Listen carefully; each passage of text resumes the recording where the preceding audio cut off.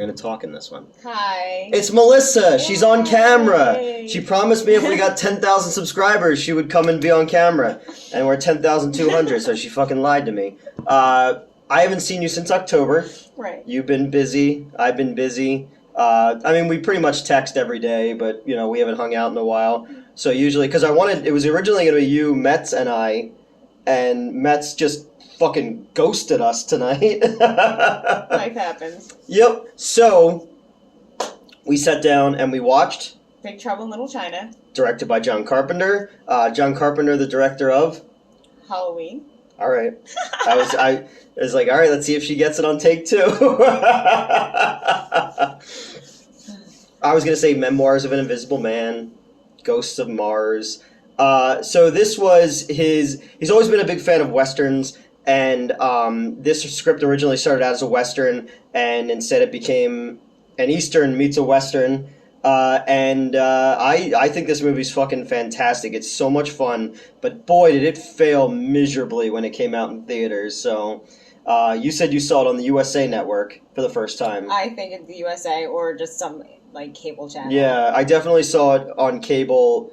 Like, uncut, because he curses in it. I feel like we may have rented it as a VHS. Mm-hmm. Well, I mean, that Drew Struzan artwork, that poster is so fucking great. This is, John Carpenter directing, coming off of The Thing, and this movie being a failure is kind of what, like, knocked him out of the studio system. Right. And that's why he did Prince of Darkness way, way more, indie than the other ones. Kurt Russell is great in this one as old Jack Burton, the man behind the wheel of the Pork Chop Express. He's almost like he's got like John Wayne attitude, but he doesn't realize that he's not the hero of the movie. He's actually like a fucking idiot, you know? It's almost like he just threw Snake together and what he did in Overboard, just put them together. Yeah, exactly. It's like, here you go. And we were talking before, like, it's so funny that he started out as like a Disney guy. Like, he was a Disney... I remember him from Herbie. Herbie, and then, like, was it the Computer Wore Tennis Shoes or one of those type of movies? I know what you're talking about. And then he went on, and, he played Elvis for Carpenter, which is one of my favorite Elvis movies. But, this movie, I was thinking about it. It's got Kim Cattrall in it from Sex and the City, Mannequin, Police Academy. And it's got like Bolo Young and Gerald Nakamura, just all these great Asian actors who did like all this. Even to this day, the guy who plays Lo Pan is still working to this day and doing all kinds of crazy shit. But it's just, this is such a fun movie. But I was talking to you when we were watching it, because when Wang is fighting the swordsman and they're doing all the flips and the wire work, I was wondering if this is the first American movie that tried to do that. Possibly. Because I couldn't think of anything before. They have like... We'd have to look up. The Matrix and Crouching Tiger, Hidden Dragon and all that shit. It's way after that. No, I know that, but I'm just saying, like, growing up on Kung Fu Theater that used to be on Channel 17 in Philadelphia, watching all of the Shaw Brothers movies and all that stuff, that... the high wire act, the sound effects and all that. Yeah.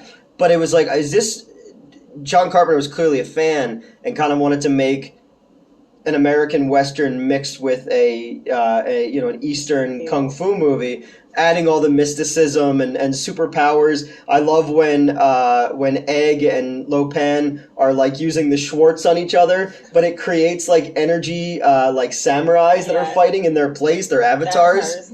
It reminded me of the end scene of Masters of the Universe because they didn't have any money, so they just had to have silhouettes hitting swords together. And then you have like an orangutan werewolf monster. You have the guys who clearly Raiden from Mortal Kombat were taken from. Yeah, or did there? It was where every time I watched that, I was like, Mortal Kombat. Mm-hmm. So I used to know this girl who was not dating this dude, but she was like hooking up with this dude, and like in the other, his friends could hear her having sex with her like friend, and he said Mortal Kombat while he was having sex, and someone yelled through the door, "Finish her." There's also a girl who's the guy that same guy applied for a sales position on an application, but spelled it like sales on a ship. Oh, jeez. when I lived in when I lived in Arizona, Justin Silverman used to be a friend of mine. His dad owned a gay bar, and I was dating his sister at the time. And a woman came in for with an application, her resume, like, you know, they have like contact information, and the person for us to contact about her, her back work thing was the risen Lord Jesus Christ. And I was like, how do I get in touch with him? Apparently he was on Twitter. Yeah, well, you know, he should be. He's everywhere. It's like they say, you know, God is my co-pilot. I was like, I'd let him drive. He fucking knows where he's going, you know? Or she, whichever. So come on, talk. What do you think about this movie?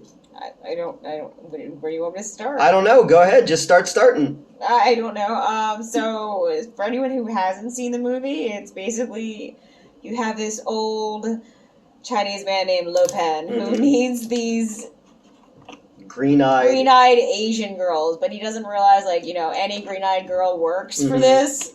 So he ends up kidnapping Kim Cattrall and this other actress that is about to marry this guy who's basically been training kung fu his whole life in underground. I love that on the surface it's a regular world, and then once you get underground you realize that monsters and magic and all that shit exists. So I think that's kind of cool, because you have like the gang fight that happens in the beginning when the truck is in the alleyway, and you have the two gangs fighting, and then the fucking lightning elemental guys show up, and now you're in this whole other world. I love that Kim Cattrall is basically playing like My Girl Friday, like, you know, oh, he's the so-and-so, and that's the most dangerous white club. Yes. And it's like everything is like that very stilted, noirish style B-movie that's mixed in this whole other thing, and Jack Burton's got all the best lines in the entire movie. And he's really just there to get his truck back. Yeah, that's all he wants is his truck back. It's like Woody Harrelson in Zombieland. He just wanted a fucking Twinkie, you know? Yeah. And I love the idea, again, I love the idea that the entire third act of the movie, he's got lipstick smeared on his face. He's not the hero. He knocks himself out several times. He's fighting with that dude in the coat of the armor, and he uses the boot blades and then gets stuck in the guy. But I like that, you know, because Kurt Russell is like, he's a leading man. He's like, you know, one of the most handsome dudes who ever existed. Well, you know, and now and in this movie he allowed himself to be kind of like goofy and made fun of. And that's why they added the scene in the beginning where the dude from the early seasons of the X-Files is interviewing Egg, because they had to explain the legend of Jack Burton, basically, because the studio was like, you can't have the white guy not be the hero back then, you know? Yeah. And it is cool that it's a predominantly Asian cast, too. I don't know, this one's just so different than anything else, but it does remind me a lot of The Golden Child, though. Yeah. You know, which, you know, like I said, Carpenter was supposed to direct, but didn't. But yeah, I love that one, too. It's just like those movies, because we were talking about it, too. Inside of Egg's like base, we're pretty sure is the Ghostbusters firehouse. Yes. And then we were also saying that we're pretty sure that the Chinatown set is the same one from Gremlins. Yeah. I mean, all the sets look the same back then. It was Los Angeles, so you never know. Yeah, true. But no, I dig this one. I like the music. I love the fighting scenes. They are a little bit sloppy at times, but they save it to the end. Yeah. Where the fighting gets fucking out of control, and there's just dudes doing flips and fighting in swords in midair. There's like a weird floating head creature. Oh, the eyeballs. I always love that little guy. Which also kind of reminds me of what was the video game that has that in it? Oh, God. It's not Metroid. It's like one of those that has like... Contra? It might be Contra, with the floating thing with the eyeball sticking out of it. Maybe. Yeah. But yeah, so this one failed miserably, but found its audience on video and kind of just continues to grow, because they keep talking about a sequel or a remake. There was a sequel comic book that was Old Man Jack that was supposed to be like Old Man Logan. Yeah. And then they were talking about doing a remake with The Rock. And I don't think The Rock can be Jack Burton. No. Maybe Stifler. I could see that a little bit. I mean, but is anybody really hiring him anymore? He was doing that show. That was the remake of Lethal Weapon. Oh, he was in that? He was in the last season because they switched out the guys. Last thing I really remember, he was in the Goon movies. That wasn't that long ago. Didn't the other dude get fired for being like racist? Which one? I thought like the dude who was playing the Eddie Murphy character like said some like problematic things allegedly. I don't know. And what? On the Lethal Weapon show. Eddie Murphy. No, Eddie Murphy wasn't in it, but no, who was it? I was like, there was a Beverly Hills Cop show that never aired or something because the dude got canceled. But it's supposed to be. I know they're supposed to be making another movie, supposedly. Yes, yeah, because he's kind of back, you know. I was telling you the Dolomite movie is one you have to watch. Dolomite is My Name. Yeah. When he plays Rudy Ray Moore, he's so good in that. That's the thing about Eddie Murphy that bugs me so much. When he's good, he's great. Like, he's so good in Dreamgirls that it makes me mad that he does shit like Adventures of Pluto Nash or 1,000 Words. I'd say all have done weird shit. Daddy Daycare, you know. They've all done weird shit. Oh, they have, you know. It's just one of those things where I'm just like, man, he's so good when he wants to be. He got a Lifetime Achievement Award at like the Golden Globes or something. I mean, it's all about who gave him the script back then, too. Mm-hmm. So. Well, it's like Beverly Hills Cop was originally supposed to be Stallone. Yeah. And they rewrote it. Like I said, and this one was supposed to be a Western. It was a completely different type of tone. But I don't remake this. Don't put The Rock in it. You know, this movie's still... I didn't like Thor Love and Thunder, but Thor at one point is dressed like Jack Burton with the t-shirt and everything, so I thought that was kind of cool. May the wings of liberty never lose a feather. The check's in the mail. I just love his, like... taglines. His cocksured... You know, like he's the hero, the matinee hero of this, and it's just like, no, man, the little Asian dude's doing all the work. Sort of like the Green Hornet, where the Green Hornet was not, you know, it was nothing. It was Kato who did all the actual work. But it's cool to see, you know, again, Bolo Young, the Chinese Hercules. Like, he's in everything. Gerald Nakamura is in like a billion things. It's just cool to see these guys kind of got a chance to do this like weird American action film comedy, and then they did a bunch of other stuff too. But I like this movie a lot.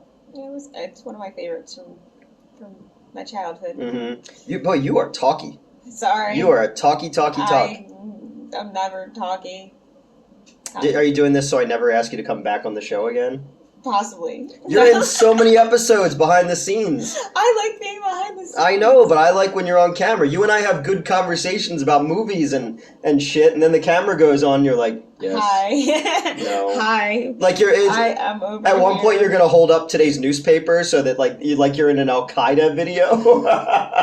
I should have started the video by taking a black bag off your head. Just leave it on the whole time. There you go. I can't see that. Well, yeah, because when you were with us at the convention, yeah, and you wore your mask the whole time, yeah, so that nobody could see your face. Look at this face. Look at who wouldn't want this face on camera. As I slowly inch out. Legally adorable. Legally, take that to Legally. Can't expunge that. Dun, dun, dun. Mm-hmm. Anything else you want to add? To what, the movie? Or just in general? No. No? No. What other movies would you want to watch and talk about with me? I have no idea. Well, we had a stack. We did, and we picked Big China, Big Trouble. Big China and Little Trouble. Yep. Doing a great job. You wonder why I didn't want to talk. Uh-huh. Uh-huh. Yeah, but you're like, all the times you were behind the camera, we always had good conversations. Yeah, because I'm behind the camera. Stop being By so... then, I think I was... You were on Jerry Springer. Oh my god, why'd you have to say that? Because we told that story. Go ahead, tell the story. No. Yeah. No.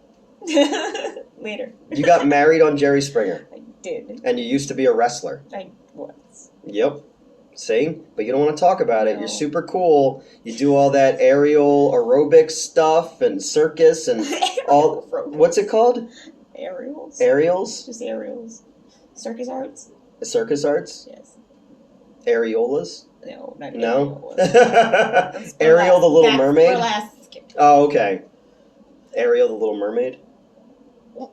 What? Ariel the Little Mermaid. Yes. Which I haven't seen the new one. I don't think it came out yet.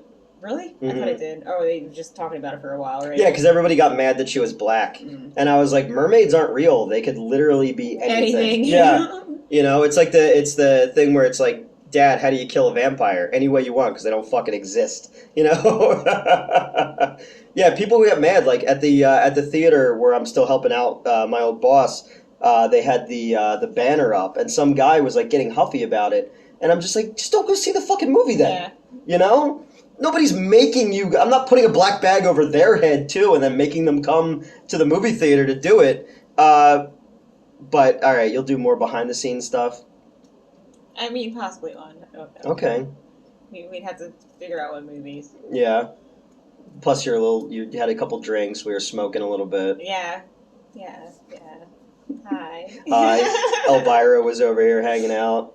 She took over our spot once. Yeah, we were sitting on the floor in my living room watching the movie, and then as soon as we moved, she's like, "Yeah, I'll take this right here." Mm-hmm. Well, when Metz comes over, she fucking runs and hides because if Metz will go to pet Elvira, and Elvira will hiss at Metz, so Metz will hiss back, and she doesn't know what to do. No, and she's like, "What the fuck?" Because I only she and I just sit here and have like meaningful conversations about things and. I talk at her. But we had a big stack of movies, and we eventually have to do Phantom of the Paradise, because I've been telling people that we're going to do that one. You didn't want to watch Poltergeist, because you didn't want to hear Carol Ann. I don't know, whatever. But we picked a good one. This is a great movie. It's been reviewed a bunch of times by other people. If you've never seen it before, I highly recommend it. Highly recommend going back and watching Escape from New York. I love that movie. I have to watch those. You saw L.A.? I've seen parts of both of them, but I don't remember. And yeah. Yeah, L.A. is not as good. I've heard this, but I've known about the movies for a long time. Yeah. Well, yeah, because this was 81 was that, where we have Donald Pleasance is British, but he's the president of the United States. And that's such a fucking great movie. Filmed in St. Louis in 80 when St. Louis was a fucking, like, horrible, so they were just able to use all those burned down buildings and stuff and just say, oh, it's cheaper than shooting in New York, pretty much. Tom Atkins is in it, and fucking Abe Vigoda, or not Abe Vigoda, he's in The Simpsons, and he was in McHale's Navy, in the Big Brother episode where they go rafting, or no, the Boy Scouts episode. Fuck, I can't think of it. We've been drinking and smoking. I was thinking of the guy from I Dream of Jeannie, but no, was it Dick York? Dick Van Dyke? No, it's from Mary Poppins. We're really bad at this tonight. I think it was like Dick Sargent, and then that would be my name if I was in a military porn movie. Dick Sargent. Okay. Or the stuntman Dick Warlock. That's a cool fucking name. I'd be Dick Warlock. I have pelvic sorcery. This is when so south. Mm-hmm. They started talking about that movie, and then it kind of just went off the rails from there. I don't know what's going on. What's your favorite scene in Big Trouble in Little China? Oh, the fight scene with... Where they're throwing things? The gods, and the whole, just the wedding scene forward. Mm-hmm. Well, I like he's like, I have to prick you with my enchanted needle, and then he's basically it's like coming while he's doing it, and it just his little that actor. And then he bleeds, and how does it feel to be menstruating now? It's true. Yeah. But he's always great. But I just love how he is in this one, where he's when he's in the old man makeup and he's just kind of touching her and giggling, and then when he's in the 7 foot tall low pan and he's just giggling at that the entire time and using a weird voice. It's just so fucking unbridled, and you could tell that those are the kind of movies that Carpenter wanted to make. He was contractually obligated to write Halloween 2, so he just got completely drunk every night and just wrote while drunk. And then he couldn't get work after Ghosts of Mars, because that movie failed so fucking bad. Pam Grier was in it. I love Pam Grier. And the other chick from Species. Remember Species? Natasha Hendricks? Something. Natasha Kinski was the other one. I know her. I think she was in a show called Perfect Circle and something else. What were we talking about? Oh, we were talking about Dark Angel earlier. Yes. Does anybody remember Dark Angel? With one of my favorite Jessica shows. Alba. First, actual starring role. Mm-hmm. Before the kissing movie with Drew Barrymore. Oh, yeah. Never Been Kissed. Then she was in, you ever see Honey? Yes. Like the dance I movie. own that movie. Remember when there was like a weird period of time where there was adult dance movies and drumline movies? Yeah. There was Stomp the Yard. Yeah. Remember that? There was like that, and then there was like a lot of like urban like bike movies, like Biker Boys and shit like that. It was like there was like you had what was going on in the era. You had your BMX in the 80s. In the 80s. Yeah. And then it like switched over to like, skateboarding and all that other shit. And then rollerblading was a thing. You had all the dance movies from like Step It Up to like Bring It, or not Bring It, that's cheerleading. Bring It On, yeah. That was the later cheerleading phase. They made a new Bring It On this year that was a horror movie. Really? I didn't see it, but they made like a slasher one. Wait, did the Cocaine Bear come out yet? No. Okay. That's March. Okay. I may be able to get us early access to that. Oh my god, yes. Because that looks amazing. Yes. It's like one of those things where now people see it and they're like, "Did you write that?" And I'm like, "I fucking wish I wrote Cocaine Bear." Did you see Violent Night?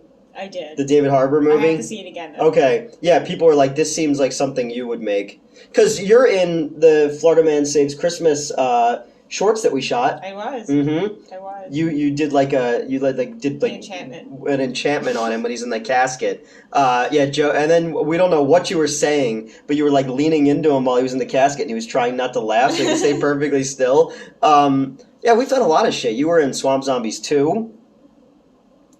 I was. You were in a shark costume. Shark and dinosaur. A bikini and a dinosaur head. Yeah. Didn't you have 2 swords? Was it swords or popcorn? Did you have? I don't remember. Yeah, we filmed at my old theater way after it was closed, and I'm just like, yeah, just bring a bikini and this and that, and you were just like in a million different outfits. And then you were in the car commercial on the other channel. Yeah. Yep. Yeah, the Super Bowl episode. But yeah, because who do we met through Megan. Yeah. Yes, because I'm like, wait, how did you get involved with Swamp Zombies? Yeah. And then you were there for the day doing that, and then we lost touch for a while, and then we started hanging out again. And it wasn't even a while, just COVID happened. That's true. Well, you were around during COVID, because I was still working at the other place, and we were constantly... Yeah, we only did Swamp Zombies I know. Like the year before that or something. No, that was 17. Was it 17? Yeah, it was man. the end, though, wasn't it? Yeah, because we had to go back and do reshoots. Because it was closer to 2018. Because Ryan did your makeup, right? Ryan Hickey of Monster FX, something Probably. like that. I don't know. Because you had never seen it. Actually, during COVID, you came over here and we watched Swamp Zombies too. Yeah. Yeah. And then I made you watch Bongo the Killer Clown. Yes. Yes. So, all right, yeah, my favorite scene in Big Trouble in Little China is definitely when they're running back and forth in the room, chasing each other, and then there's just all the fucking furniture that flies out on both sides. It's just hits the one thing out of nowhere. It's just so. Oh yeah, when he runs in and just smashes the lion. There's just all this weird, fun stuff in it, and it's definitely one that like I could watch over and over again. I have. So I definitely have. Yeah, me too. Okay. Well, thanks for coming on. Yay. Yeah, you said you would come on. You said it 10,000. I did. Yep. And we finally got it. And we got 23 minutes out of it. Yay. Here, sign us off. Say something. Hi. Like, subscribe, do all the things. There you go. Share. You're dead weight, Melissa.